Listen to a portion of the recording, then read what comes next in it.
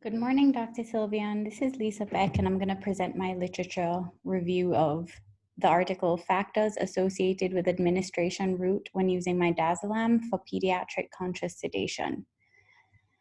And this is by Robert E. Primosch and Fara Bender.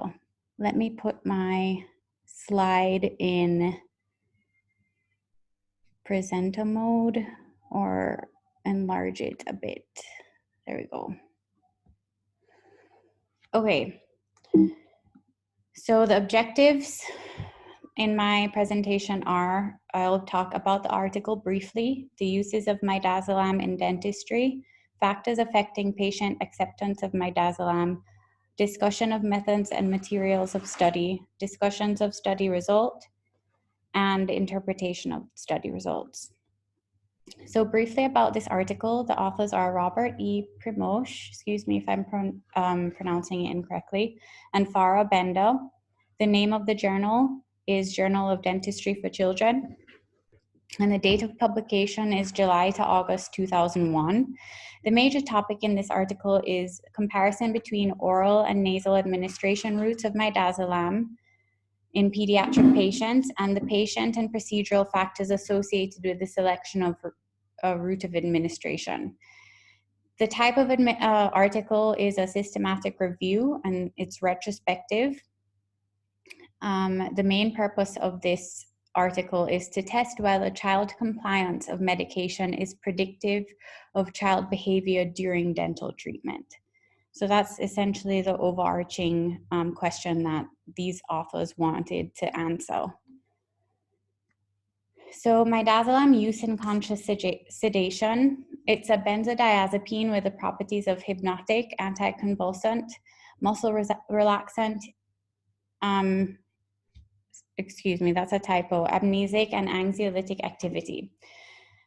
Midazolam is a good behavior management tool for fearful, uncooperative pediatric patients, and it's safe and effective at reducing anxiety in children, and so it's a trusted method of sedation in dentistry and medicine. Routes of administration for midazolam include, it could be enteral, including oral, nasal, or rectal route, or it could be parenteral, which is intravenous, intramuscular, or submucosal.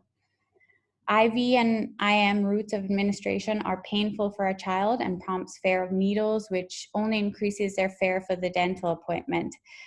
Additionally, there's prolonged pain at the injection site. So IV or IM routes are not typically used in dental clinical scenarios, as it also requires extra training for either the dentist or a dental assistant or dental nurse to be able to administer the midazolam, and that's not as popular in dentistry today as just using, for example, the oral or nasal routes. And the oral route of administration of midazolam is largely viewed as the route of choice. The factors affecting patient acceptance of midazolam, you have disadvantages of enteral midazolam, which is for the oral route, it has a bitter taste and rejection of medication by child or refusal to take due to the bitter taste. For the nasal routes, it's noxious and painful and poorly tolerated by the child, and it frightens the child. So factors affecting the patient acceptance of midazolam continued. Advantages include, for the oral route, children are willing to take the medication despite the bitter taste, and this is because a lot of the time the dentist will mix the midazolam with a sweet, an agent that's sweet, so that it'll be more palatable for the child. And for the nasal routes, it requires less patient cooperation, and it's more convenient, non-invasive, painless, and reliable. And this is in general. For some children, obviously, these may not apply. So methods and materials. In this study, there were 392 pediatric dental patient records where conscious sedation was used from the Pediatric Dental Clinic at the University of Florida College of Dentistry, and random selection was utilized. Inclusion criteria included The children had to be less than 7 years old. The patient was sedated either orally or nasally with midazolam. Sedation record was complete and legible. The protocol followed was informed consent by parents or guardian. Health history, vital signs, and physical assessment were all taken of the child, and patients were healthy and rated by the ASA 1 or 2. Oral administration dose ranged from 0.25 to 0.75 milligrams per kilogram of midazolam mixed with 15 milligrams per kilogram of ibuprofen or 1.5 milligrams per kilogram of hydroxyzine, and this was for taste. Each child was presented the medication in a cup, and child compliance was assessed and recorded as one of the following.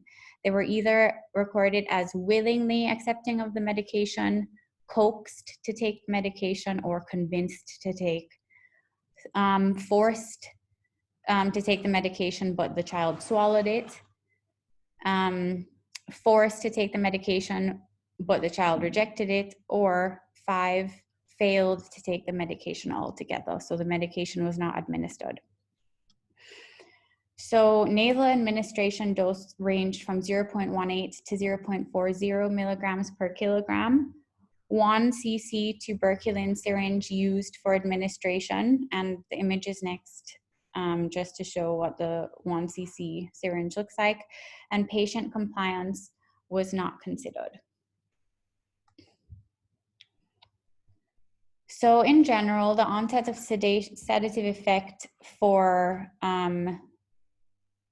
the children were 10 minutes, about 10 minutes for nasal administration and about 20 to 30 minutes for oral administration. And papoose boards were used in these clinical scenarios, but only if deemed necessary by the operator. And they were only mobilized if deemed necessary by the operator.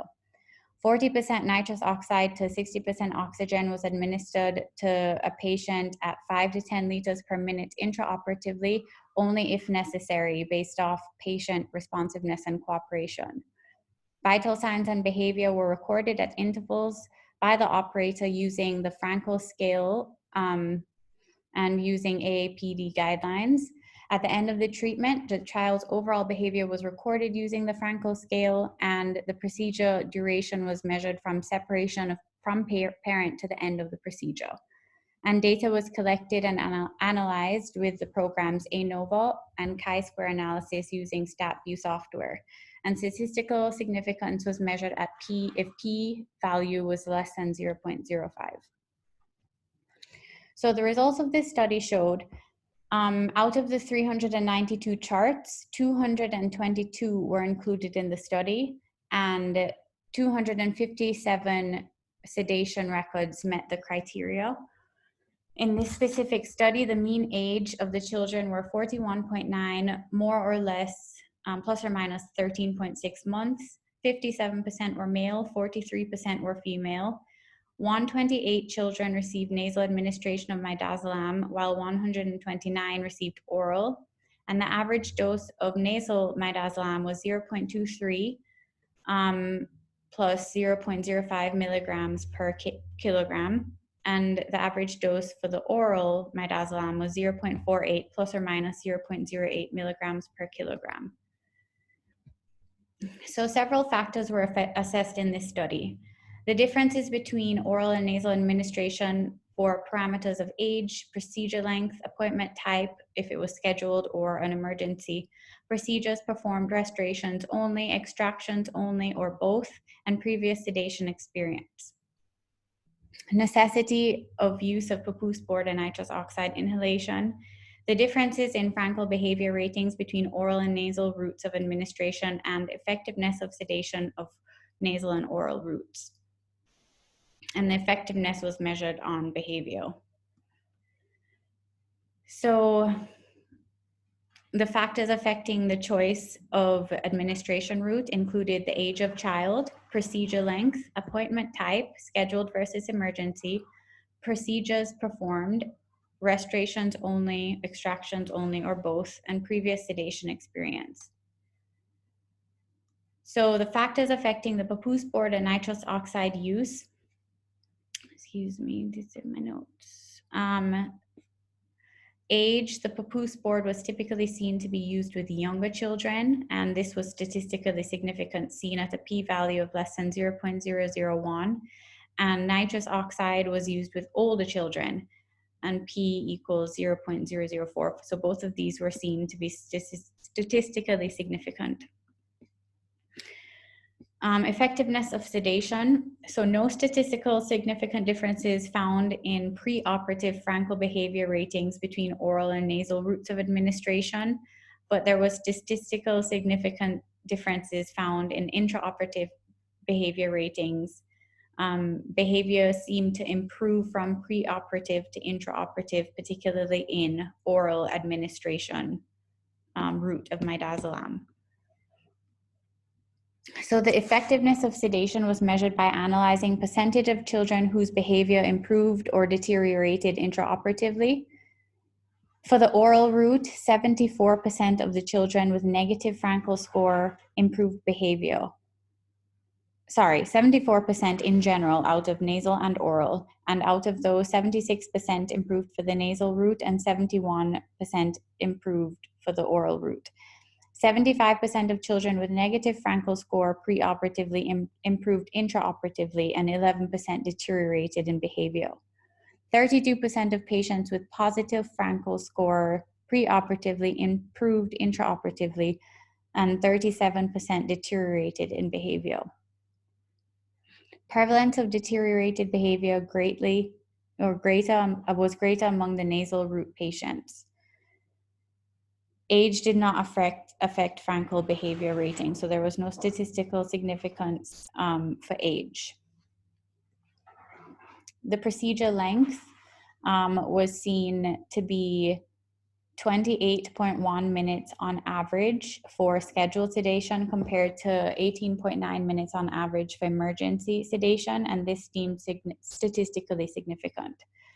There was also significance found between the average length of the procedure and the intraoperative behavior. So positive intraoperative behavior procedures lasted about 27.5 minutes, whereas negative intraoperative behavior procedures lasted about 22.3 minutes. So previous sedation experience deemed not significant in this study. So it did not matter if the child had previous sedation experience. It did not affect how, or it did not deem statistically significant on how they behaved at the sessions that were studied. So for child compliance, it was found that in the oral administration, they did not record this for the nasal administration patients, just the oral. 45% were accepted, 38% were coaxed, 7% were forced, 5% rejected, and 5% failed to take the medication. And very, excuse me, this was my note. Very significant for this particular study is that there was no statistical significance between administration compliance and either preoperative or intraoperative Frankel behavior ratings. And this relates directly to the overarching question that the authors were trying to answer.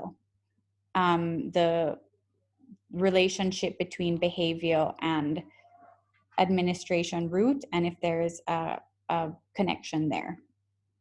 So the interpretation of the study results. The study results do not support the hypothesis that there is a correlation between oral drug administration compliance and behavior during dental treatment. As I just stated, child compliance is a poor predictor of overall quality of the sedation procedure. This study demonstrated that midazolam is effective at reducing child anxiety and improving behavior, and the study favored oral administration over nasal administration. More children showed deterioration of behavior preoperative to intraoperative for nasal route than oral route. And this could be due to psychotropic effects of midazolam. Another researcher quoted this as the disinhibitory effect that affects a child's coping ability. Oral administration of midazolam showed more patients improving in behavior intraoperatively than the nasal administration. The study implies that the patients were more likely to deteriorate in behavior during the procedure if midazolam was given nasally. So all of this points to the fact that oral administration of midazolam is favored. So operators were more likely to give nasal sedation to the younger children as opposed to the older ones, as they may have assumed that younger children would be more difficult to give oral medication to than older children. And the procedure length and appointment type showed statistically significant correlation with route of administration of midazolam, and there's a statistically significant difference in nitrous oxide use and papoose board use between nasal and oral administration. With nasal route, there was a higher prevalence of usage of papoose boards, and whereas nitrous oxide use was lower in nasal than oral.